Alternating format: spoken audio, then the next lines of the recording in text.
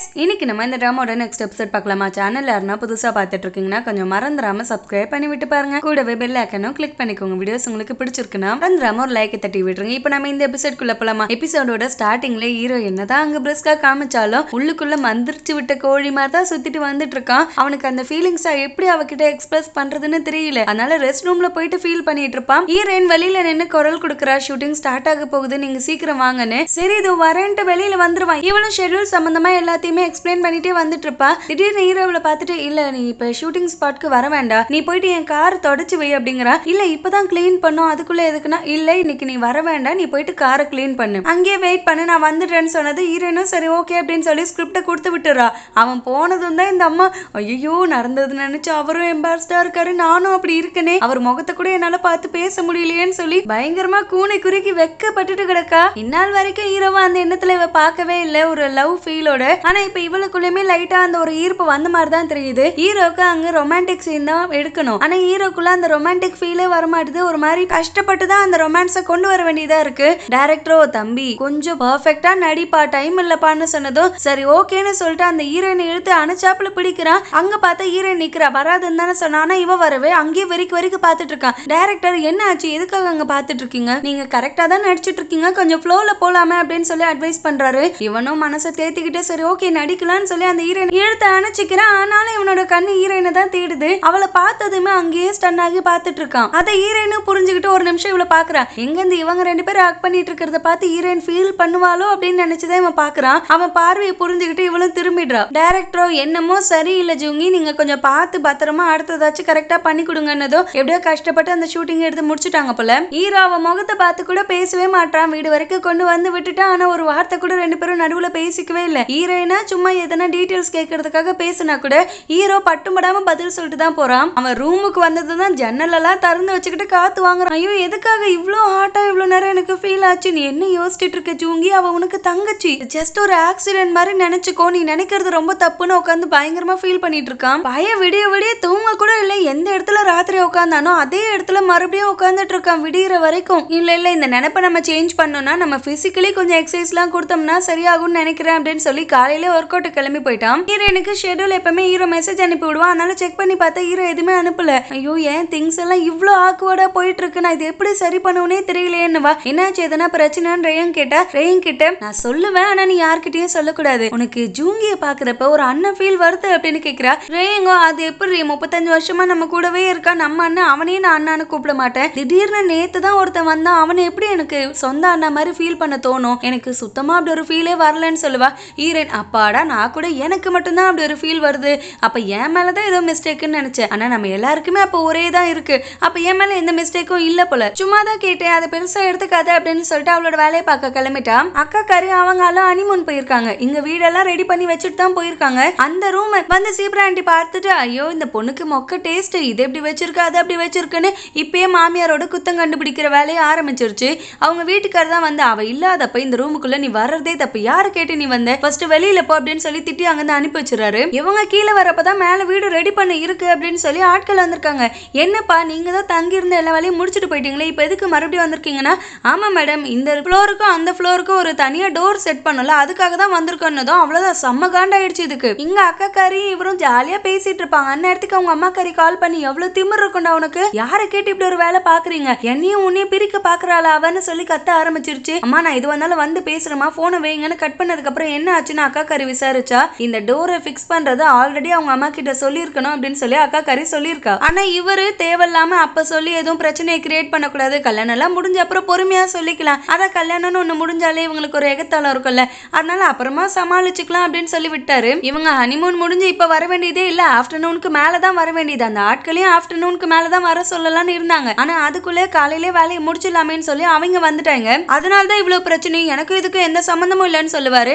அக்கா கறி கோச்சுக்கிட்டு அங்கிருந்து கிளம்புறா, உனக்கு ஹனிமூன் ஒண்ணுதான் கெடுவா வீட்டுக்கு போலான்னு. இப்ப என்னென்னமோ உருட்டி பாக்குறாரு. இல்லம்மா நான் தப்பா புரிஞ்சுக்கிட்டேன், அவனுங்களை நான் லேட்டா வர சொல்லிட்டு அதுக்கப்புறம் போய் சமாளிச்சுக்கலாம்னு நினைச்சுக்கிட்டேன், அதுக்குள்ள எங்க அம்மா கறி நடுவுல புகுந்து இப்ப பிரச்சனை பண்ணிட்டு இருக்கா, என்ன மன்னிச்சிருன்னு சொல்லி சமாளிக்க பாப்பாரு. இவ நான் சொன்னேன்னா இல்லையா உங்க அம்மா கிட்ட சொல்லிடுங்கன்னு, கல்யாணம்னு ஒண்ணு நடக்கிறதுக்கு முன்னாடியே சொன்னேன், ஆனா நீங்க அப்ப சொல்லல இப்பயும் சொல்லல, அவங்க வந்ததுக்கு அப்புறம் பொறுமையா சொல்லிக்கலாம்னு இருக்கீங்க, அது எப்படி, அப்ப என் பேச்சை கேட்க கூடாதுன்னே நீங்க வேணும்னு பண்றீங்களான்னு சொல்லி கேக்குறா. அவரும் இல்ல அம்மா அப்பாவை ரெண்டு பேரையும் லஞ்சுக்கு கூட்டு கூட்டு போயிட்டு அதுக்கப்புறம் அவங்க கிட்ட சொல்லலாம்னு நினைச்சேன். அதுக்குள்ள இப்படி சொதப்பிடுச்சு, என்ன மன்னிச்சிடுனதுக்கு 2 பேரும் தான் சமாளிச்சாகணும். வாங்க வீட்டுக்கு போலான்னு வீட்டுக்கு வராங்க. வந்ததும் பேயாட்டம் ஆடுறா. 2 ஃப்ளோருக்கும் நடுவுல நீ என்னென்னமோ கட்டணும்னு நான் விட்டுட்டேன். ஆனா உங்க வீட்டுக்கு நான் வரக்கூடாத மாதிரி எதுக்கு டோர் எல்லாம் இன்ஸ்டால் பண்றீங்க? அப்ப என்ன நினைச்சுக்கிட்டு நீ இதெல்லாம் பண்ற அப்படின்னு சொல்லி கேட்பாங்க. இவரோ இல்ல, இந்த விஷயத்த உங்ககிட்ட சொல்லக்கூடாதுன்னா இல்ல, நான் ஆஃப்டர்நூன் உங்களை லஞ்சு கூட்டு போயிட்டு சொல்லலாம்னு நினைச்சேன். அதுக்குள்ள இந்த ஆளுங்க வந்துட்டாங்க. நீங்க மதியம் வர வேண்டியதானதுக்கு அவங்க அப்பா பைத்தியக்கார பையலே. ஆஃப்டர்நூனும் லஞ்ச் டைமும் ஒண்ணு தானடா. ஆஃப்டர்நூன் எங்களை லஞ்சு கூட்டு போயிட்டு அதுக்கப்புறம் அவங்கள வர வச்சு சொல்லுவியா? உனக்கு என்ன பைத்தியமா? எதுவா இருந்தாலும் தெளிவா பேசுங்கிறாரு. அக்கா கறி எனக்கு புரியுது மாமா, நான் அவர்கிட்ட சொன்னேன், அவருக்கு தான் புரியல, என்ன மன்னிச்சிருங்க, எனக்கும் இது கோவமா தான் வருதுன்னதுக்கு மாமியார் கத்துறா. யார கேட்டு உனக்கு கோவம் வருதுன்னு இவ்வளவு தைரியமா சொல்ற நீ? என்னமோ உனக்கும் இதுக்கும் எந்த சம்பந்தமே இல்லாத மாதிரி அம்மா புள்ள 2 பேருக்கு நடுவுல ஒரு பெரிய வாளை கிரியேட் பண்ண, இப்ப என்னன்னா ஒரு கதவை கிரியேட் பண்ணுங்கிற. எல்லாமே உன் பிளான் தானடி. ஏன்னா என் புள்ள என்னைக்குமே இப்படிலாம் திருட்டுத்தனமான ஒரு பிளானை போடவே மாட்டான். உன் புத்தி தான் என் பிள்ளைக்கும் சேர்த்து பரப்பி விடுறேன்னதோ. சரி, நாங்க உங்களுக்கு விளக்கம் கொடுக்க ரெடியா இருக்கோம்னு சொல்லி உட்காந்து விளக்கம் கொடுக்குறாங்க. அக்கா கறி தான் ஆல்ரெடி ஒரு கான்ட்ராக்ட் போட்டிருக்கால, அந்த கான்ட்ராக்ட் பேப்பரை எடுத்து காமிக்கிறா. மாடியில நாங்க என்ன வேணா பண்ணிக்கலாம் அப்படின்னு சொல்லி இதுல ஃபுல்லா எல்லாமே குறிப்பிடப்பட்டிருக்கு. நாங்க தனி போர்ஷன் தான் அது, நீங்க தனி போர்ஷன். நாங்க தனியா சமைச்சுப்போம், சாமான் தேய்ச்சிப்போம், துணி துவைச்சுப்போம், எல்லாமே எங்களுக்கு தனி உங்களுக்கு தனி. அப்படி இருக்க பட்சத்துல நாங்க ஏன் எங்க வீட்டுக்கு ஒரு டோர் போடாம இருக்கணும்? நான் அந்த ரூலை இதுல போட்டும் வச்சிருக்கேன், நீங்க அதுல ஃபிங்கர் பிரிண்ட்டும் வச்சிருக்கீங்க. இப்ப நீங்க அப்ஜெக்ஷன் சொல்றது ரூல் படி ரொம்பவும் தவறான ஒரு விஷயம். அது கான்ட்ராக்ட்ல செல்லுபடி ஆகாத ஒண்ணு அப்படின்னு சொல்றா. அவங்க ஐயோ நீ என்னென்னமோ லா படிலாம் பேசுற, எனக்கு லாலாம் ஒன்னும் தெரியாது, நீ கையெழுத்து போட சொன்ன, நான் ஜஸ்ட் ஃபிங்கர் பிரிண்ட் வச்சேன் அவ்வளவுதான், அதை வச்சு நீ ஒரு சாக்கா பேசக்கூடாதுன்னதுக்கு அவங்க அப்பா ஏய் முட்டாள், அதுக்கு நீ தெளிவா படிச்சிருக்கணும், நீ படிக்காம அவங்க மேல நீ பழி போடக்கூடாது, இதுக்கு நீ ஒத்துக்கிட்டு தான் ஆகணும்னு தான் அவர்கிட்டயும் கத்திட்டு இருக்கு. நீ ஃப்ராடு தனத்தை பண்ற, உன் புத்தி அப்பயே தெரிஞ்சுதான் நான் வேணான்னு என் புள்ளதான் கேட்கவே இல்லை, நீ ஒவ்வொன்றுத்துக்கும் என்ன ஃபோர்ஸ் பண்ணி டார்ச்சர் பண்ணிட்டு இருக்கன்னதும் அவங்க பிள்ளை கொஞ்சம் கத்திட்டு இருக்காரு. அதே டாபிக்க முடியாது முடியாதுன்னு எல்லா ஆங்கிள்லயும் சொல்லி பாக்குது. அக்கா கறியும் பிடிவாதமா இருக்கா. இல்ல நீங்க எங்களோட லைஃப்ல தேவையில்லாம வந்து பிரச்சனை கொடுப்பீங்க, என்னால இந்த விஷயத்தை ஒத்துக்க முடியாது, நான் கதவை இன்ஸ்டால் பண்ணி தான் அவன் அப்படின்னு சொல்லி ஸ்ட்ராங்கா இருக்கா. நீங்க பேசினா இந்த விஷயத்தை பத்தி பேசிட்டே இருப்பீங்க அத்தை, நம்ம வேணா கொஞ்சம் டைம் எடுத்துப்போம், நாளைக்கு நைட் 8 மணி வரைக்கும் வெயிட் பண்ணுவோம், அதுக்கப்புறம் ஒரு சின்ன மீட்டிங் மாதிரி போட்டு நம்ம அப்ப ஃபைனல் பண்ணிப்போம் அப்படின்னு சொல்லி அந்த பேச்சை முடிச்சுட்டா. ஆனா எங்க பிள்ளைக்கு தான் உசுரே போகுது. ஏன்னா பக்கு பக்குன்னு இருக்க அக்கா கறிய ஃப்ராடு அது இதுன்னு என்னென்னமோ பேசிட்டாங்களா. அவளை சமாதானப்படுத்தணும்னு இவரும் ஐஸ் வாட்டர்லாம் எடுத்து கொடுத்து எப்படி எப்படியோ ட்ரை பண்றாரு. ஆனா அவளுக்கு மனசு கேட்கல. அவ தனியா ஒரு சார்ட்டே போட்டு வச்சிருக்கா. எப்படின்னா இதுல இவங்களுக்கு ஒவ்வொரு பாயிண்ட்ஸா ஆட் பண்ணுவா. சந்தோஷமா இருக்கா இந்த லைஃப்ல அப்படின்னா அதுக்கு பிளஸ் 1 ஆகும், இல்லனா மைனஸ் ஒரு பாயிண்ட் போகும். இப்போ இவர் அவங்க அம்மா கிட்ட சொல்ல வேண்டிய விஷயத்தையும் விட்டாரு.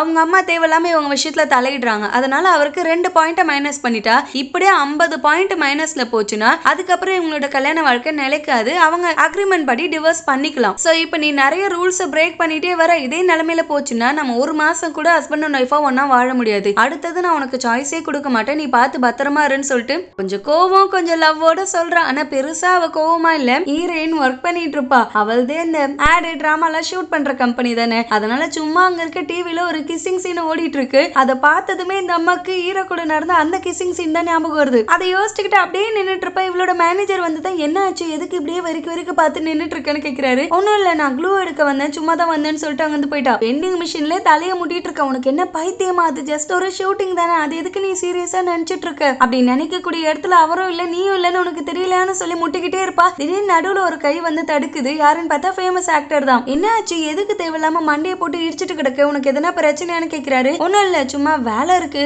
அந்த டென்ஷன் தானே, நான் உனக்கு ஹெல்ப் பண்றேன், எனக்கு இந்த வேலை எல்லாம் ரொம்ப பிடிக்கும்னு சொல்லி இவ கூட சேர்ந்து ஒர்க் பண்ணிட்டு இருப்பாரு. நல்லா தான் பேசிட்டு இருப்பான். திடீர்னு நம்ம 2 பேரும் ஒரு டேட்டிங் போலாமான்னு கேக்குறான். இவ பிராங்க் தானே, சுத்தி எங்க கேமரா வச்சிருக்கீங்க, அதுக்காக தானே இப்படி பேசிட்டு இருக்கீங்கன்னு கேக்குறா.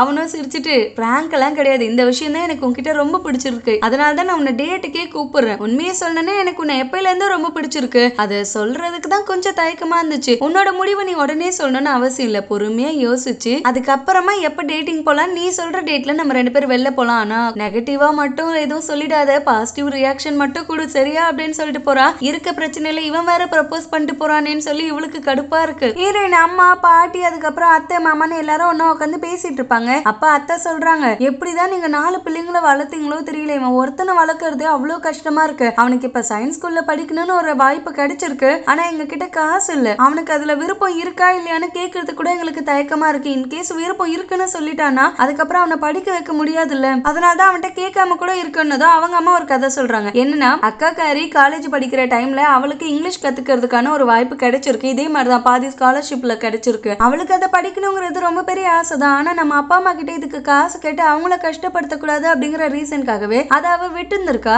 ஆனா ஒரு வாட்டி அவங்க அம்மா ஃபியூச்சர்ல அவ படிச்சுலாம் முடிச்சுட்டு வேலைக்கு போறப்ப அவங்க அம்மா எதர்ச்சியா அவளோட ப்ரொஃபஸரை பாக்குறப்ப அப்பதான் அவங்க இந்த விஷயத்த சொல்லியிருக்காங்க. இந்த மாதிரி ஒரு நல்ல வாய்ப்பு கிடைச்சிச்சு, அந்த பொண்ணு கத்துந்தானா இன்னும் ஒரு உயர்ந்த இடத்துக்கு போயிருப்பா. ஆனா உங்களுக்காக விட்டுட்டா அப்படின்னு சொன்னதும் அவங்க அம்மாக்கு ரொம்ப மனசு கஷ்டமா போச்சு. ஒரு வார்த்தை நம்ம கிட்ட நம்ம பொண்ணு கேட்டு இருந்து அப்பத்தி சிச்சுவேஷனை பொறுத்து முடியாதுன்னு எதனா ஒண்ணுத்த நம்ம சொல்லியிருப்போம் இல்லையா. எதனால நம்மளால முடியலங்கிற சிச்சுவேஷனை அந்த குழந்தைக்கு சொல்லி புரிய வச்சிருப்போம். அப்பயாச்சும் ஒரு மனசு ஆறி இருக்கும். ஆனா அவளுக்கு விருப்பம் இருந்துன்னு தெரிஞ்சோம் நாங்க அதை கண்டுக்காம கூட விட்டதுதான் ரொம்ப பெரிய தப்பா ஃபீல் பண்றோம். ஒன்னும் தப்பு இல்லை. இப்ப போயிட்டு உங்க பையன் கிட்ட கேளுங்க, அவனுக்கு அது படிக்கணும்னு ஆசை இருந்துச்சுன்னா உங்களோட சிச்சுவேஷனை அவனுக்கு சொல்லி புரிய வைங்க அப்படின்னு சொல்லி அட்வைஸ் பண்ணி அனுப்புறாங்க. இவங்களும் வந்து கேக்குறாங்க அவங்கிட்ட, இந்த மாதிரி உன்னோட ஸ்கூல்ல உனக்கு சயின்ஸ் ஸ்கூல்ல படிக்கிறதுக்கான வாய்ப்பு கிடைச்சிருக்குன்னு எனக்கு தெரியும்டா. இந்த பேப்பரை நீ கசக்கி தூக்கி போட்ட, அதை அம்மா எடுத்து வச்சிருந்தேன், போய் விசாரிச்சு பார்த்ததுல இவ்வளவு காசு கட்டணும் அதெல்லாம் சொன்னாங்க. இப்பயும் ஒன்னும் பிரச்சனை இல்ல, உனக்கு அந்த ஸ்கூல்ல படிக்கணும்னு ரொம்ப ஆசையா இருக்கா என்ன அப்படின்னு சொல்லி தயக்கமா தான் கேக்குறாங்க. அவன் பிடிக்கும்னு சொல்லிடக்கூடாதுன்னு, அவன் பிடிக்காதுன்னு சொல்ற அளவுக்கு மோசம் கிடையாதுன்னா, ஆனா எனக்கு உண்மையாவே அங்க படிக்கணும்னு ஆசைதான். நான் எங்க இருந்தாலும் படிச்சிருவோமா, என்ன நினைச்சு நீங்க கவலைப்படாதீங்க. அவ்வளோ செலவு பண்ணி அங்க படிச்சுதான் நான் முன்னேறணும் அப்படிங்கிறது எனக்கு அவசியமே இல்லை. நம்ம ஃபேமிலிக்கு ஏத்த மாதிரி என்னால எங்க படிக்க முடியுதோ அந்த இடத்துல நான் கண்டிப்பா நல்ல ஸ்கோர் பண்ணுவேன். நீங்க அதை நினைச்சு எதுவும் ஃபீல் பண்ணாதீங்க. நான் இதுல படிக்கல அப்படிலாம் நான் கவலைப்படவே இல்லை. எனக்கு உங்க கூட ஜாலியா இங்க இருக்கல அதுவே பெரிய சந்தோஷம் அப்படின்னு சொல்லி அவங்களுக்கும் மனசு கோணக்கூடாதுன்னு நல்ல மெச்சூர்டா அழகா பேசி முடிச்சுட்டான். ஹீரோயின் வீட்டுக்கு வந்தது ஹீரோக்கு ஏதோ ஒரு கிஃப்டோ ஸ்டிக்கி நோட்டோ எழுதி வச்சுட்டு போயிட்டா. ஹீரோ கீழேயே தான் கார்ல வெயிட் பண்ணிட்டு இருக்கேன். ஹீரோயின் வேற எங்க இருக்கீங்க இன்னும் வீட்டுக்கு வரலன்னு மெசேஜ் எல்லாம் அனுப்புறாளா. சரி வீட்டுக்கு வருவோமேன்னு வருவான். ஆனா மெயின் டோரை திறந்து வந்தா ஹீரோயினை பாக்குற மாதிரி ஒரு சிச்சுவேஷன் ஏற்படுமேன்னு மாடிப்படி வழியா ஏறி அவனோட ரூமுக்கு வந்துட்டா. அங்க ஹீரோயின் எழுதி வச்சுட்டு போயிருக்கிறத எடுத்து படிச்சு பாக்குறான். என்னன்னா அவனுக்கான ஸ்கிரிப்ட் வந்திருக்கு, பிளஸ் அவனுக்கு பிடிச்ச ஸ்நாக்ஸ் ஏதோ வாங்கி வச்சிருக்கா, அதை எடுத்துக்கோங்க அப்படின்னு சொல்லி தான் எழுதி வச்சுட்டு போயிருக்கா. சிலக்கு டாக்டர் கிட்ட செக்அப்காக கூட்டு வந்திருக்காங்க.